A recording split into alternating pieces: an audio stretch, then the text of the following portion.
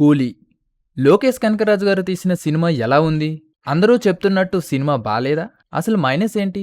ఈ వీడియోలో చూద్దాం. First of all fans and అందరూ లోకేష్ రజనీ సినిమా అనగానే ఎక్స్పెక్టేషన్స్ పెట్టుకుని హైప్ చేసేశారు. ఎల్సీయూలో రజనీ గారు ఉన్నారని పుకార్లు పుట్టించారు. అది కాదని డైరెక్టర్ లోకేష్ గారు చెప్పేశారు. ఫస్ట్ డిసప్పాయింట్ ఇదొకటి. నెక్స్ట్ మూవీ స్టోరీ ఇదివరకే ఉన్న విధంగా ఉండటం, కొత్తదనం లేని స్టోరీ, ఫేమస్ స్టార్స్ ని పెట్టుకుని వాళ్ళని సరిగ్గా యూజ్ చేసుకోకపోవటం మైనస్. క్యారెక్టర్ బిల్డింగ్ లో లోకేష్ గారు దిట్ట అయినా ఈ స్టోరీలో తడబడ్డారు.